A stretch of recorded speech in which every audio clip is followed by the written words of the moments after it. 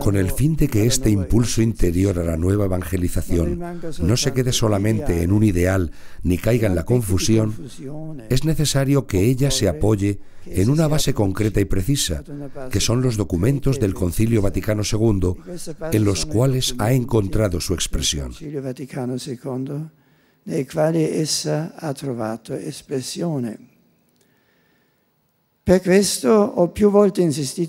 Por esto, he insistido repetidamente en la necesidad de regresar, por así decirlo, a la letra del concilio, es decir, a sus textos, para encontrar también en ellos su auténtico espíritu. Y he repetido que la verdadera herencia del Vaticano II se encuentra en ellos.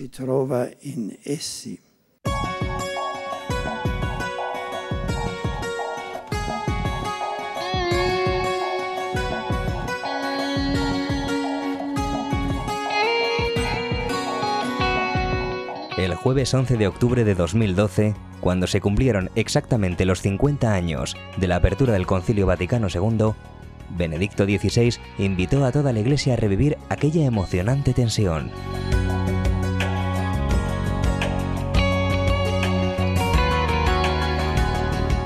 Aquel anhelo de volver a anunciar a Cristo al hombre contemporáneo de un modo muy concreto, volviendo a los textos.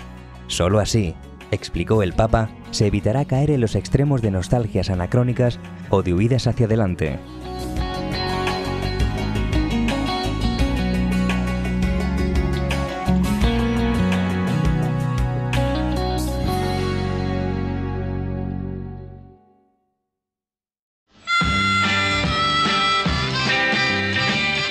El Concilio Vaticano II fue iniciado por el Papa Juan XXIII en un contexto mundial muy significativo, en plena crisis de los misiles, en la que la intervención del Papa fue decisiva para evitar una invasión militar estadounidense en la isla de Cuba.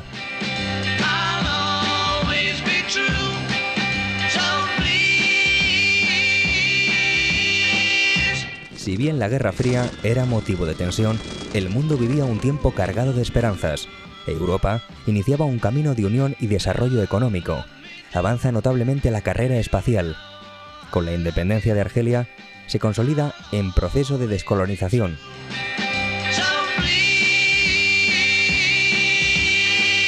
Surgen numerosos organismos gubernamentales y no gubernamentales para el desarrollo y la defensa de los derechos humanos.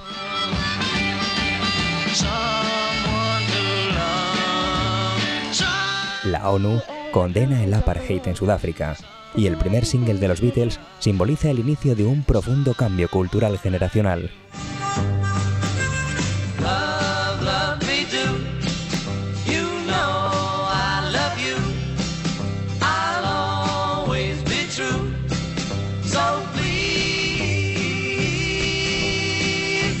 Love me do, oh, love me do.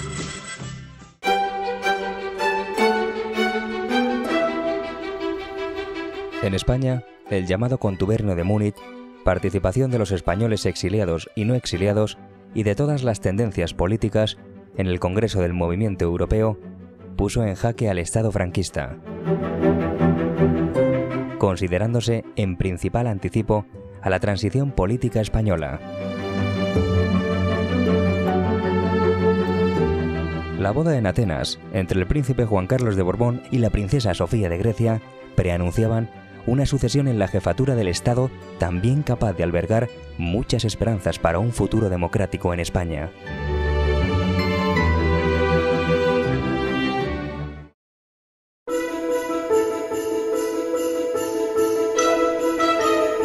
Si miramos al interior de la Iglesia, jamás en su historia tantos sucesores de los apóstoles estuvieron haciendo, y de un modo tan prolongado, la experiencia de la promesa de la presencia de Jesús para quienes estuviesen reunidos en su nombre.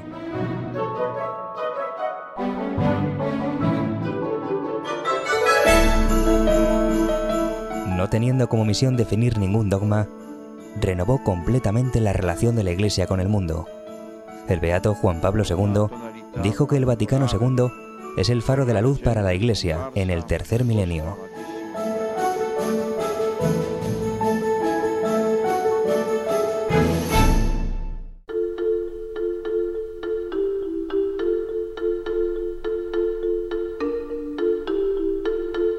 El concilio no solo cumplió las expectativas de sus movimientos, inspiradores, eclesiológico, litúrgico, ecuménico, sino que ante la brecha cada vez más grande entre la Iglesia y la modernidad, buscó y sin duda logró el diálogo con todos, pero no ya como estrategia para el anuncio, sino como parte esencial y testimonial del mismo. Sus frutos: una Iglesia más comunitaria, más misionera y más testimonial. El beato Juan Pablo II decía que lo fundamental del concilio fue conciliar teología y antropología, el primado de Dios y la libertad del hombre.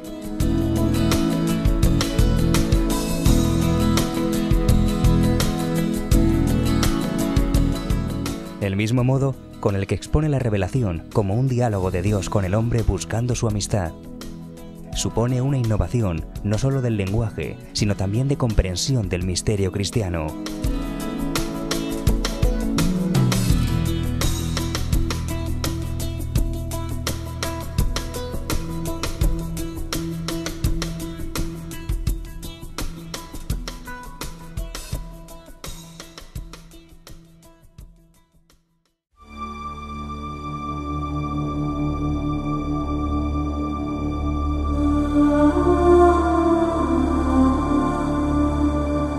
Fracasos: el resurgimiento de viejas ideologías totalitaristas, la revolución cultural desde mayo del 68, la apostasía silenciosa.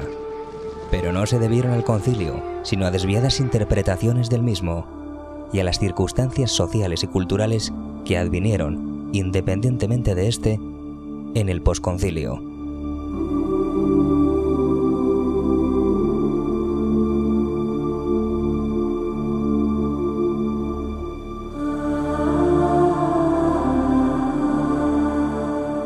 Alguien ha comparado la Iglesia en el concilio con un gran árbol sacudido por el Espíritu. Al tiempo que cayeron tantas ramas secas que tenían que caer, cayeron algunas ramas verdes que no tenían que haber caído.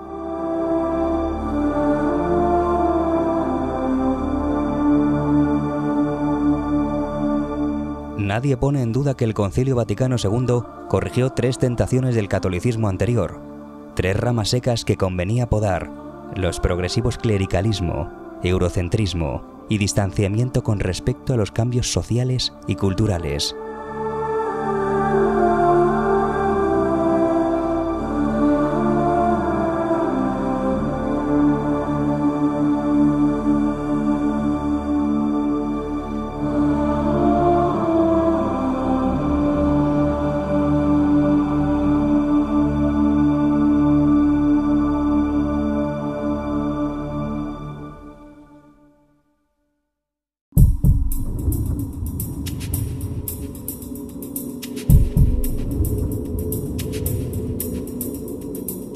Quienes piensan que esta poda de ramas secas no ha sido aún suficiente, o que por el contrario, la poda de ramas verdes constituyen su fracaso, se sitúan en esos 2 extremos en la interpretación y en la recepción del concilio, de los que habla Benedicto XVI. Nostalgia anacrónica y huida hacia adelante.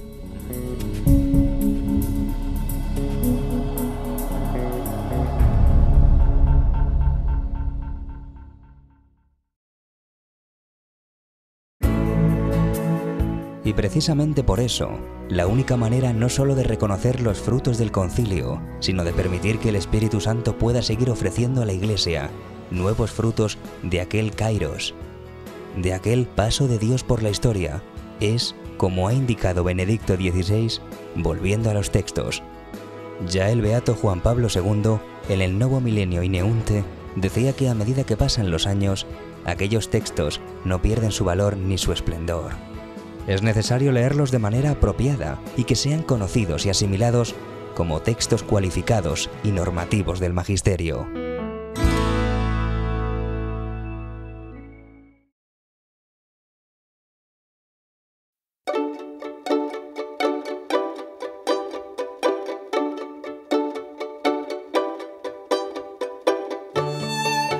Los gozos y las esperanzas, las tristezas y las angustias de los hombres de nuestro tiempo, sobre todo de los pobres y de cuantos sufren, son a la vez gozos y esperanzas, tristezas y angustias de los discípulos de Cristo. Nada hay verdaderamente humano que no encuentre eco en su corazón. La idea principal que cogen los padres conciliares, desde mi punto de vista, se dan cuenta de la última petición de Cristo al Padre, el ut omnes unum sin, el que todos sean uno, ¿verdad? Y de ahí sale la idea de compartir los gozos, las alegrías, las angustias, las desdichas, etcétera, etcétera. Concibieron que era la esencia del cristianismo, ¿no? Esa esencia que se estaba perdiendo en toda la Revolución de Mayo, etcétera, etcétera, que es Jesucristo. Y yo creo que esta es la lección fundamental que nos da este texto, ¿no? El de ser uno, ¿verdad? La Iglesia y toda la comunidad de la Iglesia, y vivir esa fe en Jesucristo. Seguir el ejemplo de Jesucristo, que en el fondo es lo definitivo, ¿verdad? Un Dios que se hace hombre, y la esperanza es la venida del reino y que toda la comunidad eclesial se convierta en el cuerpo de Cristo.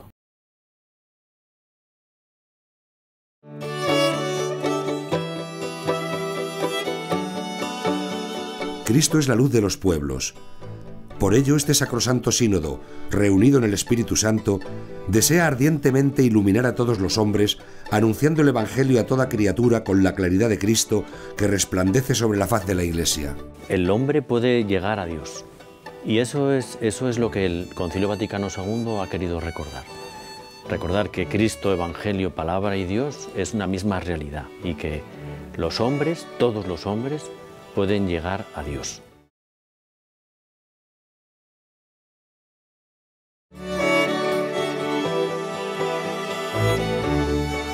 Este sacrosanto concilio se propone acrecentar de día en día entre los fieles la vida cristiana, adaptar mejor a las necesidades de nuestro tiempo las instituciones que están sujetas a cambio, promover todo aquello que pueda contribuir a la unión de cuantos creen en Jesucristo y fortalecer lo que sirve para invitar a todos los hombres al seno de la Iglesia. El Concilio Vaticano II fue una primavera en la Iglesia. La Iglesia se puso a pensarse a sí misma, fue la invitación del Papa Juan XXIII, que después siguió Pablo VI, y se puso a pensarse a sí misma cómo anunciar el Evangelio en un mundo nuevo y distinto, Dei Verbum, cómo celebrarlo con gozo, Sacrum Concilium, y cómo vivirlo en el amor, Gaudium et Spes. La Iglesia se puso a ser samaritana, más que maestra, en un mundo dolorido, después de esa gran guerra mundial, pasados los años, en una época de muchas cuestiones abiertas, la Iglesia hizo la caricia al mundo y le ofreció todo lo mejor que tenía, que es el Evangelio del Señor. Y puesto el día en el ayornamiento. Por lo tanto, eso buscó el concilio y eso logró el concilio, cuyo 50 aniversario estamos ahora celebrando.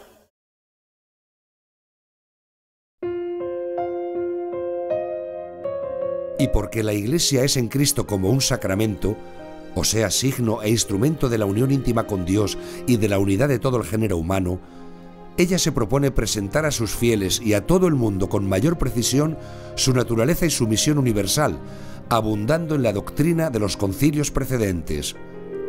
Las condiciones de nuestra época hacen más urgente este deber de la Iglesia, a saber, el que todos los hombres, que hoy están más íntimamente unidos por múltiples vínculos sociales, técnicos y culturales, consigan también la unidad completa. Elevando la dignidad de la persona y dando un sentido profundo a cualquier acción humana encaminada al bien común. ¿Cómo se hace esto? Pues se hace dialogando con todas las comunidades eclesiales, con las demás iglesias cristianas, con fieles de distintas religiones y en general con toda persona de buena voluntad, individualmente o agrupada, que con sus cualidades y con su buen hacer trabaja por la fraternidad universal, es decir, ayuda, incluso sin saberlo, a preparar el terreno para el anuncio del Evangelio.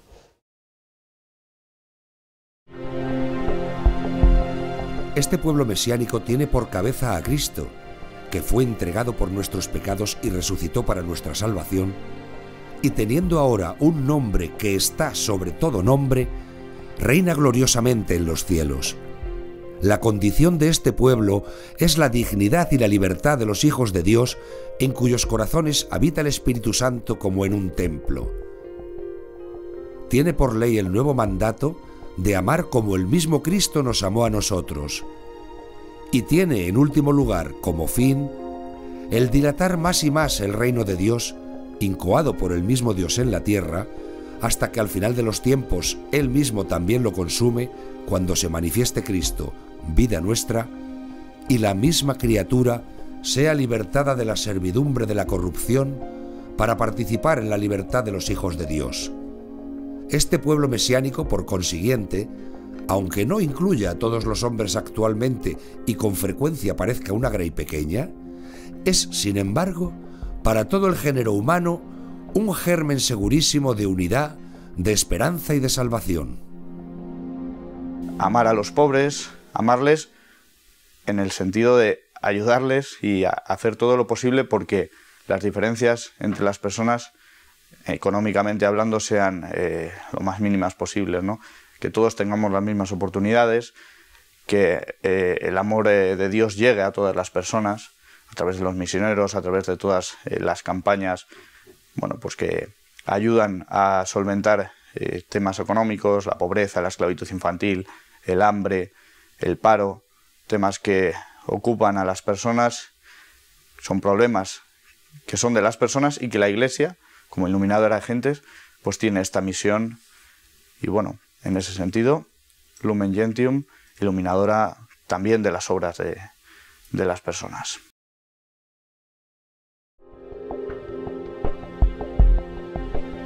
La Iglesia, en su labor apostólica, se fija con razón en aquella que engendró a Cristo.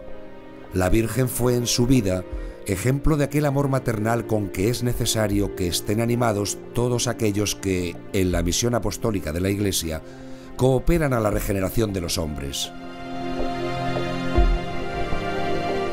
Para mí, como que la figura de la Virgen siempre me resulta muy fácil de llevar la vida, ¿no? Entonces, cuando lo leía, me iba acordando de una de las frases que hizo un santo, que no recuerdo ahora mismo quién es, que dice: el camino más fácil para llegar a Jesús es María, ¿no?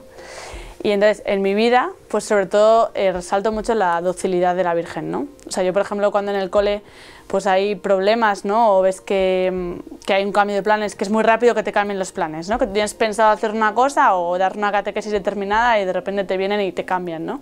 Entonces, muchas veces tengo que recurrir a la figura de María, ¿no? Porque si por mí fuera, me saldría el pronto este de, mira, ahora no me lo cambies, ¿no? Pero me acuerdo de la Virgen, ¿no? Me acuerdo de esa docilidad y digo, sí, o sea, merece la pena, ¿no? Esto. Y entonces me es más fácil.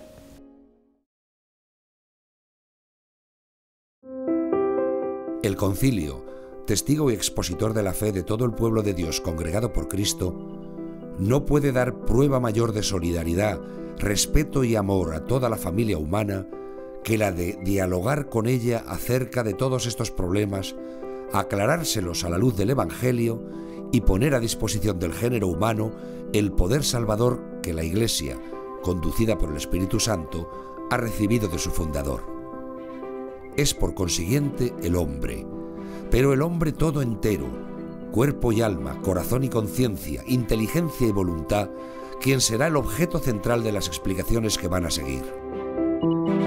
El hombre hoy en día es más poderoso que nunca por los avances técnicos, los progresos en medicina, pero sin embargo ese poder, esa modernidad que tiene con todos sus avances no consigue resolver los anhelos, las preguntas que salen de dentro.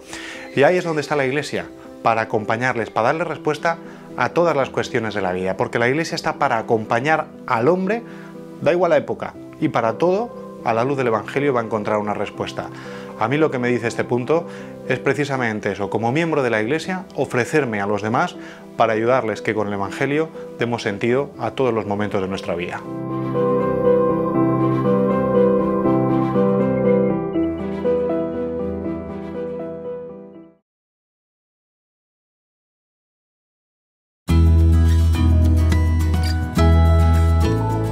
El género humano se halla en un periodo nuevo de su historia, caracterizado por cambios profundos y acelerados que progresivamente se extienden al universo entero. Jamás el género humano tuvo a su disposición tantas riquezas, tantas posibilidades, tanto poder económico, y sin embargo, una gran parte de la humanidad sufre hambre y miseria, y son muchedumbre los que no saben leer ni escribir. Nunca ha tenido el hombre un sentido tan agudo de su libertad, y entre tanto surgen nuevas formas de esclavitud social y psicológica.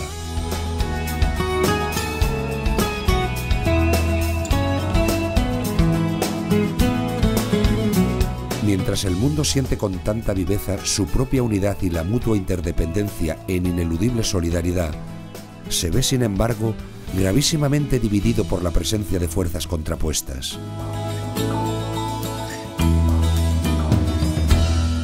En este número 4 de la Gaudium et Spes, los padres conciliares tratan de poner de manifiesto cómo, desde el punto de vista sociológico, el mundo ha entrado en una etapa de grandes progresos y desarrollos, pero también junto a estos progresos y desarrollos descubren una serie de deficiencias y también de retrocesos en lo que tiene que ver con la dignidad humana. Junto a un gran aprecio que tiene el ser humano por su libertad, también descubre las grandes dependencias psicológicas. Todo ello, en última instancia, pone de manifiesto que no todo lo podemos, de alguna forma, confiar al desarrollo humano si no tenemos en cuenta también el destino al que está llamado este mismo ser humano. Aquí los padres conciliares, junto a esta valoración positiva, vamos a decirlo así, del desarrollo humano, tratan también de alguna manera de poner de manifiesto que hay elementos negativos que no podemos realmente poner entre paréntesis y que nos llevan realmente a preguntarnos sobre el sentido que tiene la vida humana.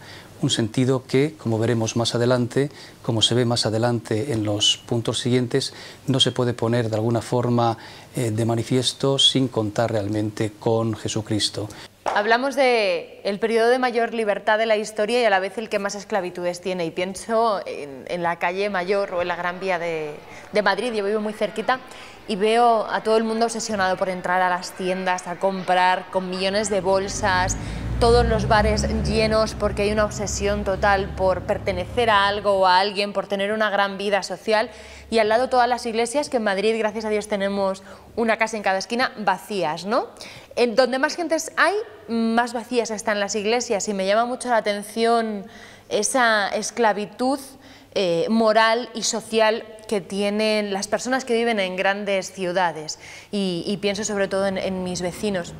Y veo cómo con este ritmo tan vertiginoso en el que nos hemos metido de la era postindustrial, el capitalismo, el poscapitalismo, veo cómo eso, en vez de mejorar la vida del hombre, la ha contaminado, ¿no? Ha contaminado su esencia y el por qué y el para qué está hecho.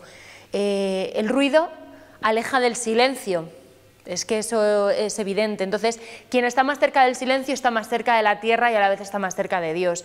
Y quizá ese es el gran drama del siglo XXI para los que vivimos en esta parte del mundo, porque los que viven en la otra no han encontrado ese drama, encontrarán otros.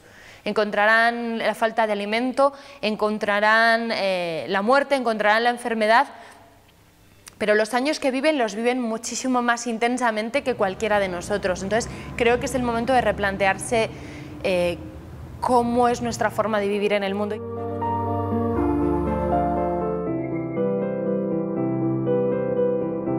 De esta forma, la Iglesia, entidad social visible y comunidad espiritual, avanza juntamente con toda la humanidad, experimenta la suerte terrena del mundo y su razón de ser es actuar como fermento y como alma de la sociedad.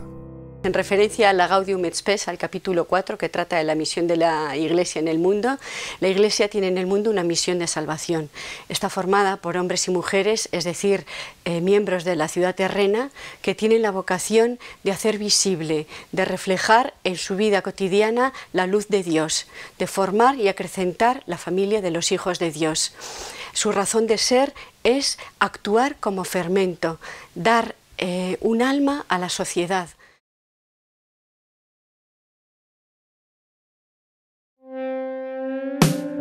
Dispuso Dios en su sabiduría revelarse a sí mismo y dar a conocer el misterio de su voluntad, mediante el cual los hombres, por medio de Cristo, Verbo encarnado, tienen acceso al Padre en el Espíritu Santo y se hacen consortes de la naturaleza divina.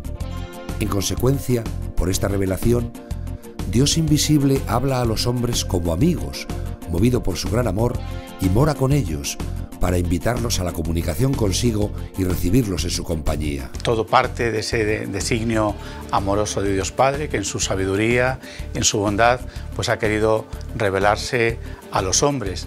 y para que nosotros conociéramos al Dios invisible, ha querido hacerse visible en nuestra historia, en nuestro mundo, en nuestros acontecimientos, y ha querido revelarnos ese designio de su amor eterno, de lo que Él es y de cuál es su plan para con el hombre, por medio de signos y de palabras íntimamente unidas, ¿no? Esos signos que revelan la acción de Dios y esas palabras que nos ponen de manifiesto lo que Él ha querido hacer con los hombres. Esta historia que poco a poco ha ido manifestándose desde que Dios creó al hombre y que ha alcanzado su plenitud al venir nuestro Señor Jesucristo en nuestra carne. Y la palabra, haciéndose carne, pues nos ha revelado todo lo que Dios nos quería mostrar. Por eso decimos, como dice la Dei Verbum, que en Cristo alcanza la revelación toda su plenitud.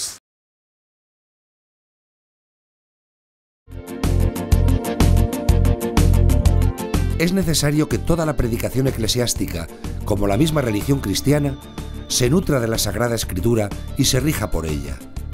Porque en los sagrados libros, el Padre que está en los cielos se dirige con amor a sus hijos y habla con ellos. Y es tanta la eficacia que radica en la palabra de Dios, que es en verdad apoyo y vigor de la Iglesia y fortaleza de la fe para sus hijos, alimento del alma, fuente pura y perenne de la vida espiritual. Y antes de casarnos, pues yo no tenía trabajo y mi novio en ese momento pues era autónomo y bueno, le salía el trabajo que teníamos, entonces teníamos una desesperación. En ese momento decías, jolín, pero realmente vamos a poder, me faltaba esperanza realmente un poco en ese momento. Y de esto que te acercas a Dios en la oración y que abres la Biblia y que justo encuentras lo que necesitas escuchar en ese momento. Te da esperanza, te ayuda, te reconforta y te da muchísima paz. Y te ayuda realmente para poder seguir adelante.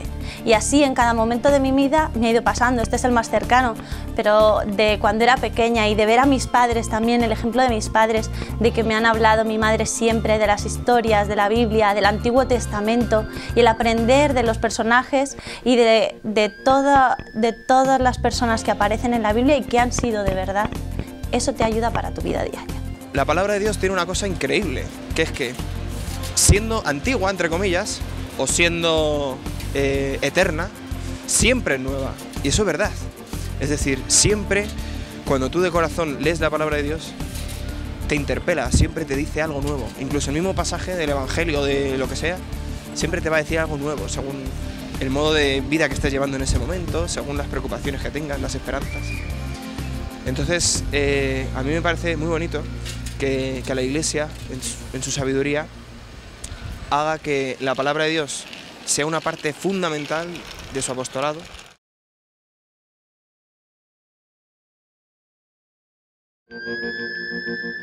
Es conveniente que los cristianos tengan amplio acceso a la Sagrada Escritura. Como la palabra de Dios debe estar siempre disponible, la Iglesia procura, con solicitud materna, que se redacten traducciones aptas y fieles en varias lenguas, sobre todo de los textos primitivos de los sagrados libros.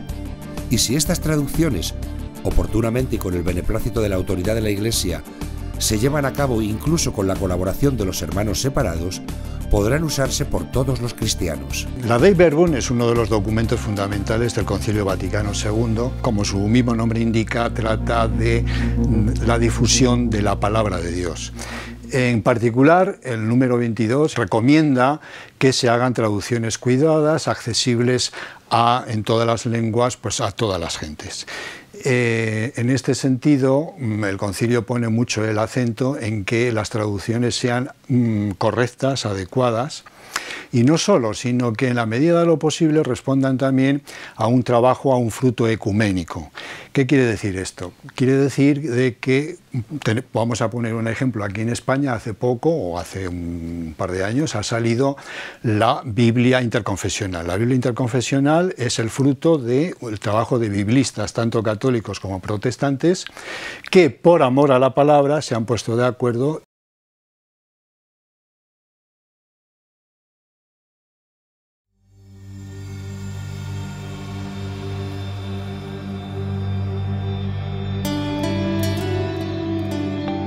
Los sacramentos no solo suponen la fe, sino que a la vez la alimentan, la robustecen y la expresan por medio de palabras y de cosas. Por esto se llaman sacramentos de la fe. Confieren ciertamente la gracia, pero también su celebración prepara perfectamente a los fieles para recibir fructuosamente la misma gracia, rendir el culto a Dios y practicar la caridad. Yo creo que en el Concilio Vaticano II no solo se nos recuerda que los sacramentos forman parte de la liturgia, de preparación a la liturgia, sino que también en la vida misma, ¿no? Por ejemplo, con el sacrificio del Señor aprendemos a sacrificarnos también nosotros en nuestra vida, y con el sacramento del perdón, por ejemplo, pues aprendemos a perdonar, ¿no? Los sacramentos por eso no son solo una preparación, sino que para la celebración, sino también fuera de ella, y creo que eso se ha recargado mucho en el Concilio Vaticano II.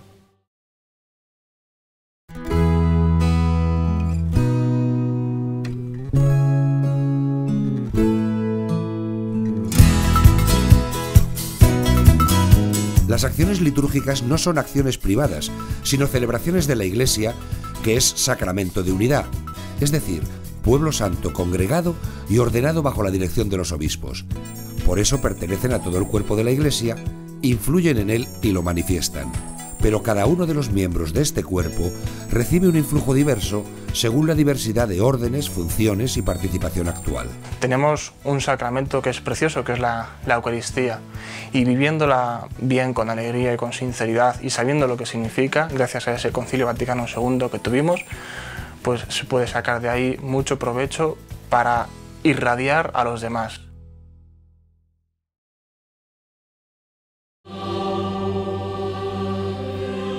El celo por promover y reformar la Sagrada Liturgia se considera, con razón, como un signo de las disposiciones providenciales de Dios en nuestro tiempo. Como el uso de la lengua vulgar es muy útil para el pueblo en no pocas ocasiones, tanto en la misa como en la administración de los sacramentos y en otras partes de la liturgia, se le podrá dar mayor cabida. La Iglesia no pretende imponer una rígida uniformidad en aquello que no afecta a la fe o al bien de toda la comunidad, ni siquiera en la liturgia. Por el contrario, respeta y promueve el genio y las cualidades peculiares de las distintas razas y pueblos. Con el tema del Concilio Vaticano II, la verdad es que yo creo que para los jóvenes hoy en día es un poco difícil llegar a saber el verdadero cambio que ha habido, ¿no? Entonces nos viene bien echar mano un poco de hablar con los abuelos, etcétera, y ahí es donde descubres cómo el cambio también puede ser importante en el sentido cristiano de la vida. Y veo que desde el Concilio Vaticano II lo que se ha intentado en el tema de la liturgia es intentar dar mucha importancia a la forma y también acentuar un poco la recepción, porque en función de estos dos factores es como puede llegar mejor el mensaje. Y quizás en este sentido el elemento central es la idea de haber acercado a la lengua de cada persona la liturgia frente a la forma anterior, ¿no? que era el latín.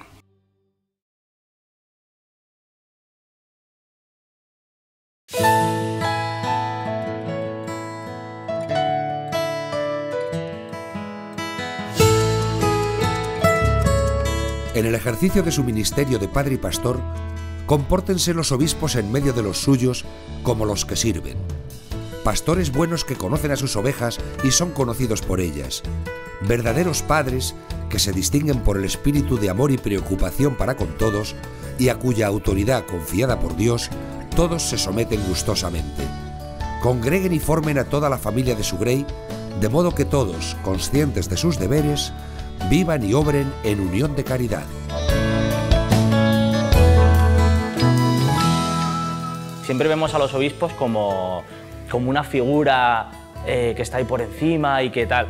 Entonces está muy bien que pensemos en ellos como pastores a la hora de como personas que tienen que guiar un rebaño, que seríamos nosotros, pero a la vez que se impliquen con la gente, ¿no? Que se impliquen con los jóvenes, que se impliquen con ellos, que se preocupen por sus cosas, que no solamente sirvan para escribir cartas bonitas y para hacer grandes textos, sino para estar al lado de la gente.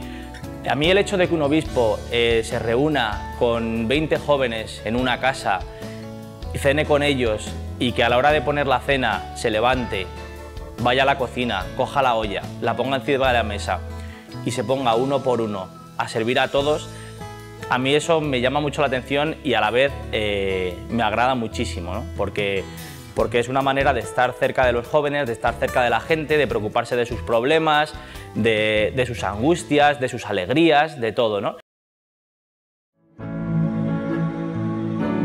No podrían ser ministros de Cristo si no fueran testigos y dispensadores de otra vida distinta de la terrena. Pero tampoco podrían servir a los hombres si permanecieran extraños a su vida y a su condición. Su mismo ministerio les exige, de una forma especial, que no se conformen a este mundo, pero al mismo tiempo requiere que vivan en este mundo entre los hombres. Los presbíteros, pues, se deben a todos, en cuanto a todos deben comunicar la verdad del Evangelio que poseen en el Señor. Por tanto, ya lleven a las gentes a glorificar a Dios, observando entre ellos una conducta ejemplar. Ya anuncien a los no creyentes el misterio de Cristo, predicándoles abiertamente. Ya enseñen el catecismo cristiano o expongan la doctrina de la Iglesia. Ya procuren tratar los problemas actuales a la luz de Cristo. Es siempre su deber enseñar no su propia sabiduría, sino la palabra de Dios. Sobre el documento del Vaticano II sobre los presbíteros, me gustaría resaltar la importancia que tienen en esta vida terrena los sacerdotes de administrar los sacramentos, pero sin realmente estar en ella, dejarse influenciar por ella. Yo creo que es muy importante que los padres realizan la administración de los sacramentos, especialmente en la Eucaristía. Sin ellos sería imposible el sacramento de la Eucaristía, también de la confesión y, cómo no, del matrimonio, entre otros muchos. Por lo tanto, creo que es muy importante que los laicos recemos y acompañemos a los sacerdotes, porque sin nuestra presencia, sin nuestra oración, es mucho más difícil su labor.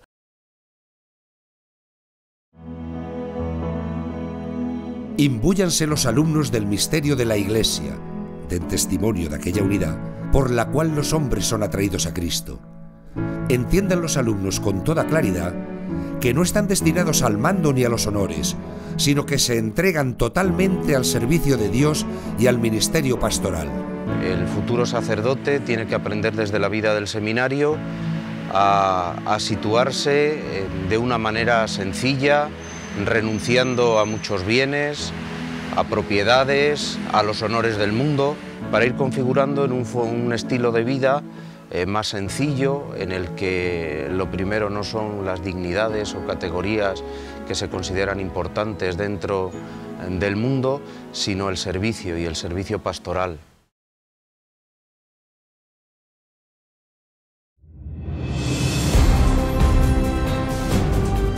Los que profesan los consejos evangélicos, ante todo busquen y amen a Dios, que nos amó a nosotros primero, y procuren con afán fomentar en todas las ocasiones la vida escondida con Cristo en Dios, de donde brota y cobra vigor el amor del prójimo, en orden a la salvación del mundo y a la edificación de la Iglesia. Aun la misma práctica de los consejos evangélicos está animada y regulada por esta caridad.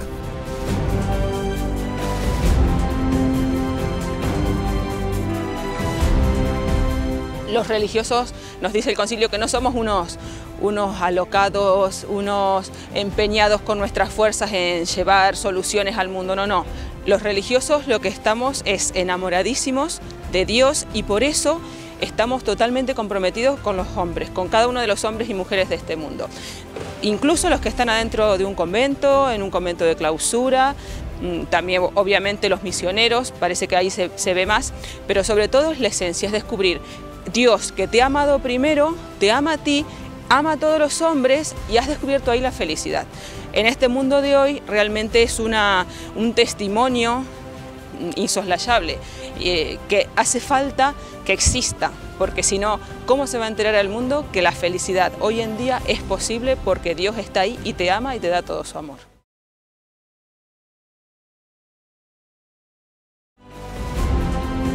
La actividad misional tiene también una conexión íntima con la misma naturaleza humana y sus aspiraciones, porque manifestando a Cristo, la Iglesia descubre a los hombres la verdad genuina de su condición y de su vocación total, porque Cristo es el principio y el modelo de esta humanidad renovada, llena de amor fraterno, de sinceridad y de espíritu pacífico, a la que todos aspiran.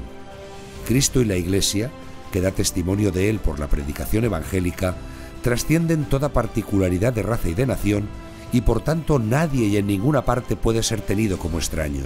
Y esta es la maravilla de la Iglesia, que no se identifica ni con ningún sistema político, ni con ninguna nacionalidad, ni con ningún color de pasaporte, sino que es una realidad nueva, sobrenatural. Es una realidad de gracia, y solo el que tiene fe la capta. Por eso sería trágico que incluso nosotros dentro de la Iglesia pudiéramos introducir estos rechazos o estas divisiones. Cuando nosotros, por ejemplo, nos encontramos en las calles de nuestra ciudad con un emigrante, o cuando nosotros vamos a tierras de misión, no estamos viendo un extranjero, estamos viendo a alguien que es un pedazo del mismo cuerpo del que conmigo formamos una sola cosa, una sola realidad. Esto es muy bonito cuando uno va a misiones, pero es igual de bonito cuando son ellos los que vienen a nosotros. Y esto no es simplemente algo teórico o puramente especulativo, una realidad teológica.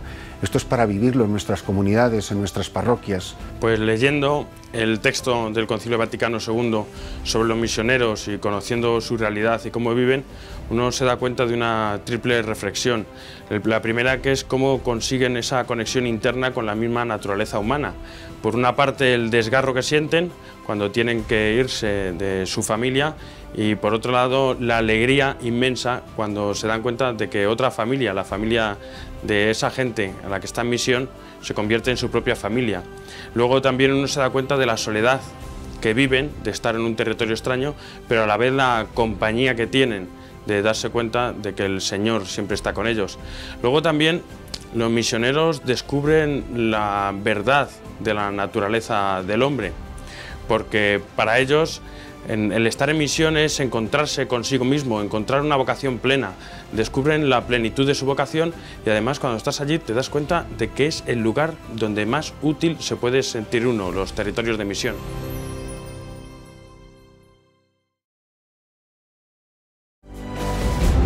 Es obligación de los laicos la restauración del orden temporal, que cooperen unos ciudadanos con otros, con sus conocimientos especiales y su responsabilidad propia, y que busquen en todas partes y en todo la justicia del reino de Dios.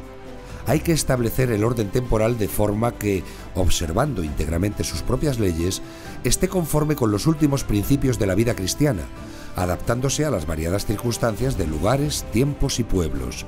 Entre las obras de este apostolado sobresale la acción social de los cristianos. Después, la doctrina social de la Iglesia ha ido ampliando, pues, efectivamente este concepto que aparece en Apostolica Actuositatem y, por ejemplo, en su Instituto Rei Sociales, si no con estas palabras exactamente, pero sí parecido, nos habla y nos dice que para un cristiano no es lícito, pues, quedarse tranquilo sin preocuparse de las cosas que suceden a su alrededor. Mientras que haya un hermano, una persona que sufre algo de injusticia o de hambre o de cualquier realidad que no le permite desarrollarse como persona, como hijo de Dios, tiene que estar el cristiano implicándose y gastándose por transformar esa realidad injusta para que el hombre sea reconocido con toda la dignidad que se merece como hijo de Dios.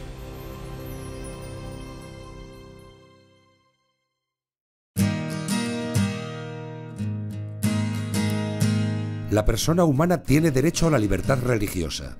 Esta libertad consiste en que todos los hombres han de estar inmunes de coacción, tanto por parte de individuos como de grupos sociales y de cualquier potestad humana, y esto de tal manera que, en materia religiosa, ni se obligue a nadie a obrar contra su conciencia, ni se le impida que actúe conforme a ella en privado y en público, solo o asociado con otros, dentro de los límites debidos.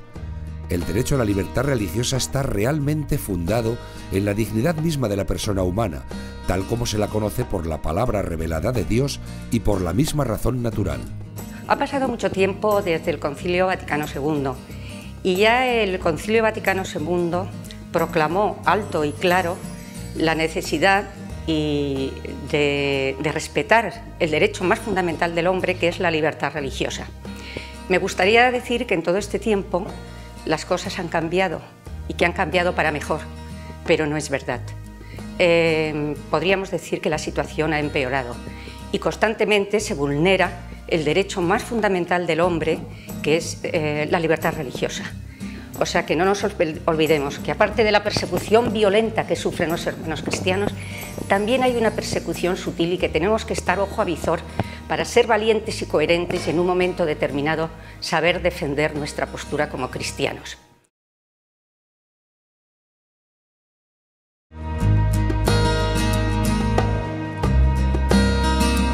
Entre los maravillosos inventos de la técnica, que sobre todo en estos tiempos el ingenio humano con la ayuda de Dios ha extraído de las cosas creadas, la Madre Iglesia acoge y fomenta con especial solicitud aquellos que atañen especialmente al espíritu humano y que han abierto nuevos caminos para comunicar con extraordinaria facilidad noticias, ideas y doctrinas de todo tipo. Entre tales inventos sobresalen aquellos instrumentos que, por su naturaleza, pueden llegar no solo a los individuos, sino también a las multitudes y a toda la sociedad humana. La Iglesia siempre piensa en la libertad y que hay que ahogar el mal en abundancia de bien. Aunque también esa tecnología sirva para el mal, hay que ahogar ese mal en abundancia de bien, realizando una comunicación al servicio de las personas, una comunicación de la verdad que es bueno dar a conocer. Por tanto, demos gracias a Dios por esa labor de la Iglesia, por ese pensamiento que se ha ido desarrollando a través de estos años, y hay ya un corpus doctrinal impresionante del magisterio de la Iglesia sobre los medios de comunicación, pero recalco esas ideas. Difundir la verdad que es buena para la libertad, para la comunicación, para la comunión y solidaridad de todos los hombres. Esta es la misión de las nuevas tecnologías y esto es lo que nos pide la Iglesia mediante la formación de comunicadores, que sepamos difundir esas píldoras de sabiduría en que recoge toda la tradición cristiana y que se actualiza cada día.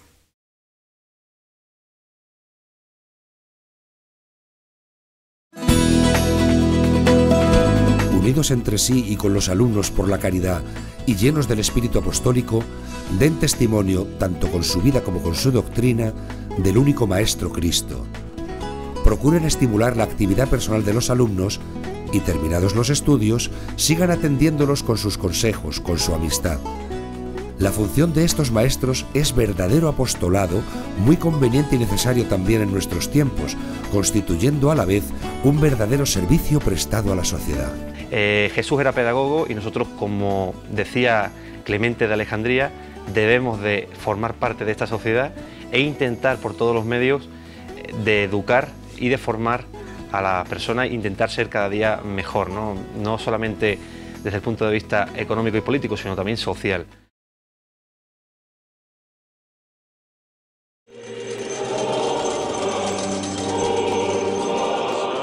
La Iglesia Católica tiene en gran aprecio las instituciones, los ritos litúrgicos, las tradiciones eclesiásticas y la disciplina de la vida cristiana de las iglesias orientales.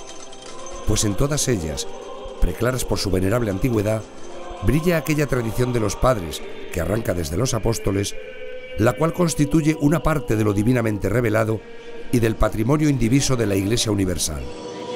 Está Oriente con la multiplicidad de ritos, desde los más antiguos, que podemos decir los coptos o los siríacos, hasta los bizantinos, y en Occidente el romano más extendido, pero también el hispano-mozárabe, los celtas o los galicanos.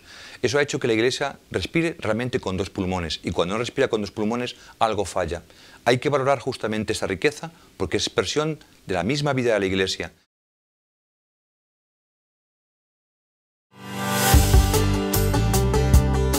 En este movimiento de unidad llamado ecuménico, participan los que invocan al Dios Trino y confiesan a Jesucristo como Señor y Salvador.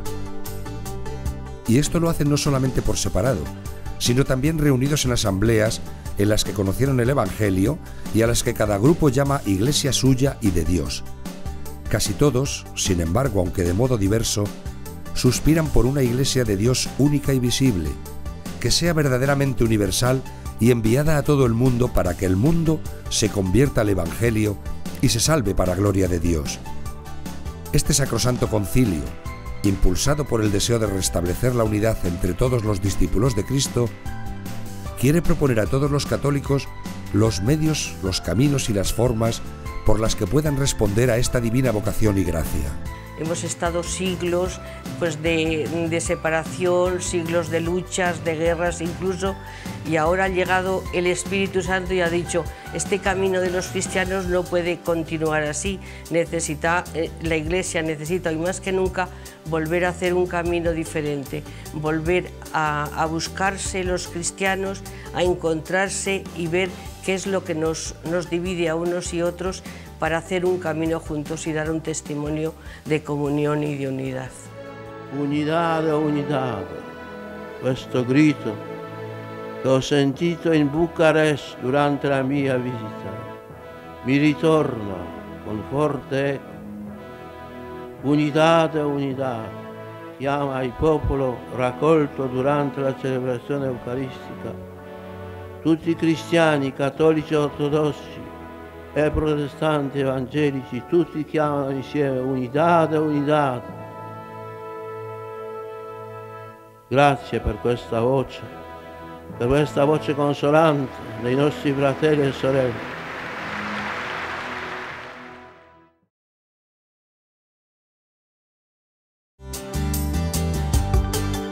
La Iglesia Católica no rechaza nada de lo que en estas religiones hay de santo y verdadero.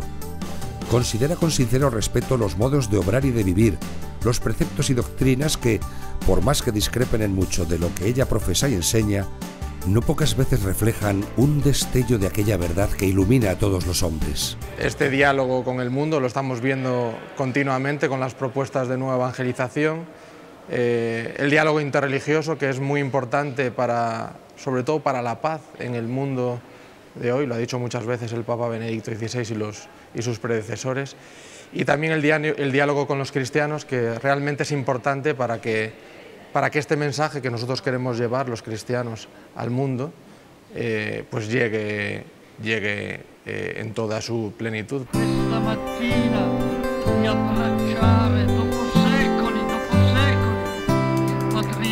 El Concilio Vaticano II responde a la pregunta que Pablo VI hacía frecuentemente. Iglesia, ¿qué dices de ti misma? Pues bien, en primer lugar dice que es instrumento de unidad. Una iglesia instrumento de unidad, no solo para sus miembros, sino para todo el género humano. La Constitución sobre la Iglesia dice que las condiciones de nuestra época hacen más urgente este deber suyo, a saber, el que oídos los hombres, que hoy están más íntimamente unidos por múltiples vínculos sociales, técnicos y culturales, consigan también la unidad completa. De tal suerte que, aunque no incluya a todos los hombres actualmente y con frecuencia parezca una grey pequeña, la Iglesia es, sin embargo, para todo el género humano, un germen grandísimo de unidad, de esperanza y de salvación. Es más, dice el Concilio en la Constitución sobre la Iglesia en el mundo de hoy, que está avanzando juntamente con toda la humanidad. Experimenta la suerte terrena del mundo, pues su razón de ser es actuar como fermento y como alma de la sociedad. Que todos en virtud del bautismo estamos incorporados a ella. No es un cuerpo que se identifica con una frontera, o con una nacionalidad, o con un grupo étnico, o con el color de la piel, o con el estatus social de ninguna clase. El bautismo y los demás sacramentos y, por supuesto, por encima de todo la celebración de la Eucaristía, todos los que comemos del mismo pan y bebemos del mismo cáliz, somos uno en Cristo Jesús. Tenemos un mismo origen, que es la Pascua del Señor, a la que somos incorporados por el bautismo, y tenemos un mismo destino, que es el reino, que es la casa del Padre.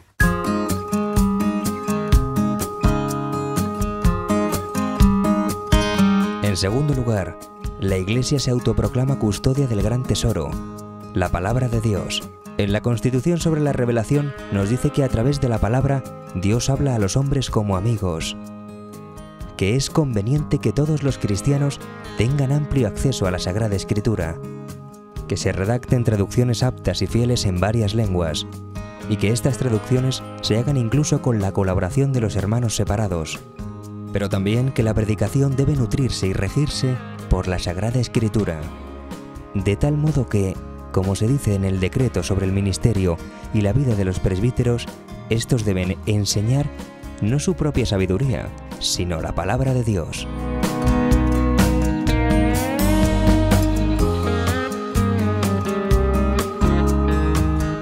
y a partir de ahí pues ser evangelios vivos.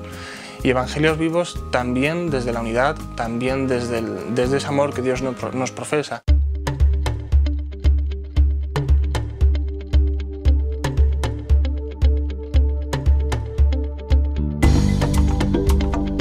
Y en tercer lugar, la Iglesia abre sus ventanas para que entre aire fresco, expresión que el Papa Juan XXIII repetía en privado al hablar del concilio. Se trataba de abrir las puertas al diálogo con todos, como los hermanos católicos de ritos orientales, patrimonio indiviso de la Iglesia universal, con los hermanos separados, con el deseo de restablecer la unidad entre todos los discípulos de Cristo, proponiendo a toda la Iglesia los medios, los caminos y las formas por las que se puedan responder a esta divina vocación y gracia, con todos los demás creyentes, cuyos preceptos y doctrinas no pocas veces reflejan un destello de aquella verdad que ilumina a los hombres.